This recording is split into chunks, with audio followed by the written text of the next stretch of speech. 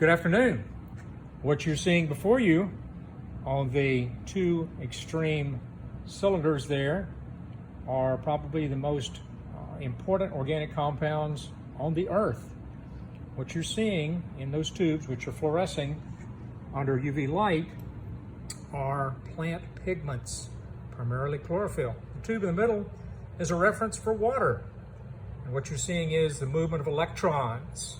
Again, in order to capture energy, we have to move lots of electrons in the process of photosynthesis. So these compounds represent the primary base of all life on Earth as we know it. 99+% of all energy comes from the sun, and without these compounds, it just can't happen.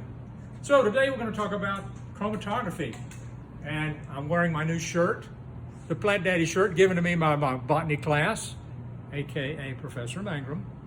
I'm going to show you a little bit of chromatography. Chromatography is separation of pigments using a solid and liquid phase, and our solid phase is going to be chromatograph paper, which is a very thick, heavy, porous paper. And we're actually going to take a sample of plant tissue, and as you see here, I've used a mortar and pestle to crush them and completely emulsify those into a slurry. I've then filtered those. I've taken that filtrate, and then I've added those onto the chromatographic strips and concentrated that spot. Then I take that strip of paper, and as you see on this cylinder on the right, I drop it down into a solution, which is an organic solvent made of petroleum ether and acetone. And you can see as these move upward, they separate because of molecular size. And again, we've got chlorophyll A and B. We've got xanthophyll and keratin. If the keratin's here and the xanthophyll is on top. But again, as we look at different plants, some, like this purple coleus, also like a purple plum tree or a oriental maple, will have a lot of purple in them.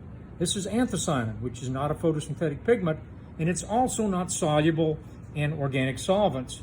So the chromatography here, the sheet that we've run here, has the anthocyanin, which remains in place. And then you've got your chlorophyll A and B, and then you've got your xanthophyll and your keratin. Your keratin is here, and then xanthophyll at the top.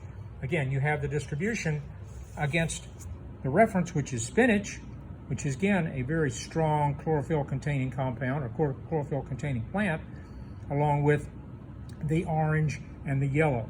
So again, this can be taken and quantified if necessary, because various plants have various amounts and types of chlorophyll. Again, we're primarily associated with chlorophyll A and B, and also the accessory pigments of xanthophyll and keratin. So, you've had a quick access. If you would like to do this at home, it can be done with a strip of coffee filter paper and possibly some nail polish remover, which has acetone. What I've done with these, I've used two black magic markers, one made by Marxalot, the other one Durmarker, and I've shown spotting on these strips. And you can see that there are different components. Even though they're both black, they are different components which make up that formula of ink with two different manufacturers. So I hope this has shown you a little bit about plant pigments. Remember, green is great to motivate.